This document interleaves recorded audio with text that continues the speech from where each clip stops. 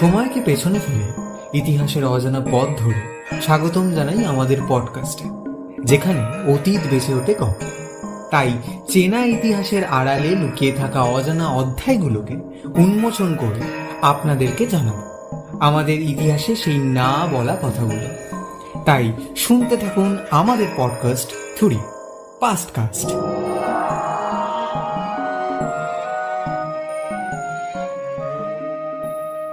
1800 শতকের শেষের দিকে যখন ব্রিটিশ শাসন ক্রমে বাংলার বুক জুড়ে দৃঢ় হয়ে উঠছে, তখন গঙ্গার তীরে এক অদ্ভুত ইতিহাসের জন্ম হয়, যার নায়ক একজন চীনা ব্যবসায়ী, নাম টং অ্যাশিউ। বছরটা 1778। বাংলা তখন ইস্ট ইন্ডিয়ান কোম্পানির গভর্নর জেনারেলশিপের অধীনে। সেই সময় টং অ্যাশিউ চীন থেকে বাংলায় আসেন।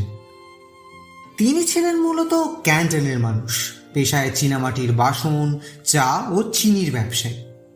তৎকালীন সময়ে ব্রিটিশ ইস্ট ইন্ডিয়ান কোম্পানির সঙ্গে তাঁর সম্পর্ক ছিল, বিশেষ করে হেস্টিংসের সঙ্গে। বলা হয় হেস্টিংস তার বাণিজ্যিক দক্ষতা ও সততার জন্য অ্যাশিউকে বিশেষ পছন্দ করতেন। কিছুদিন পর হেস্টিংস অ্যাশিউকে একটি বিশেষ প্রস্তাব দেন। মহেশতলার কাছে গঙ্গার দক্ষিণ তীরে 650 বিঘা জমি, প্রায় 2.16 বর্গ কিলোমিটার তাকে লিজ বা আংশিক উপহার হিসাবে দেওয়া হয়।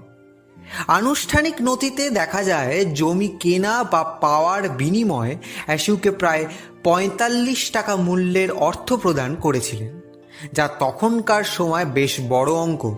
উদ্দেশ্য ছিল একটি, চিনির কল বা সুগার মিল তৈরি করা, এবং সেই মিলের জন্য শ্রমিক প্রয়োজন ছিল। আর এই কাজের জন্য অ্যাশিউ নিয়ে আসেন চীন থেকে শ্রমিক ও কারিগর। ধীরে ধীরে এই এলাকা, যা পরে আচিপুর নামে পরিচিত হয়, চীনা বসতির কেন্দ্র হয়ে ওঠে। এটাই ইতিহাসে ধরা পড়েছে কলকাতা ও তার আশেপাশের প্রথম চীনা বসতি হিসেবে। আচিপুর তখন ছিল সবুজ গাছপালায় ভরা, গঙ্গার ধারে নৌকো ভিড়ত, আর দূরে চিনি কলের ধোঁয়া ভেসে উঠত আকাশে। চীনা শ্রমিকরা এখানে শুধু চীনা উৎপাদনই করত না, বরং বাঁশের কাজ, কাঠের কাজ, এমনকি রন্ধন শিল্প নিয়ে আসে, যা পরে কলকাতার ফুড কালচারের অংশ হয়ে যায়।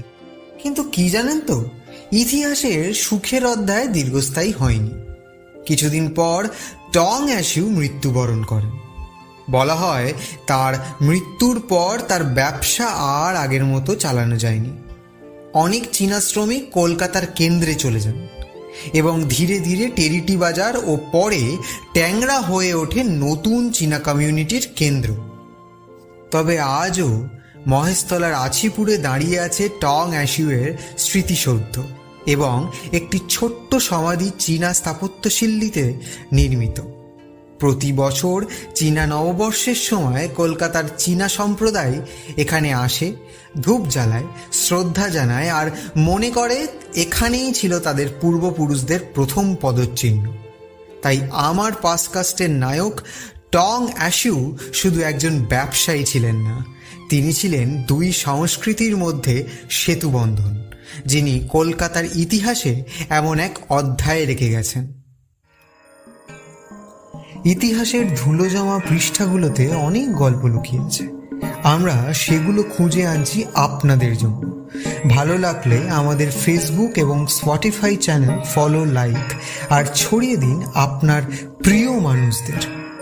আবার দেখা হবে অন্য এক সময়, অন্য এক গল্পে। ততদিন ভালো থাকবেন, সুস্থ থাকবেন। Take care, by.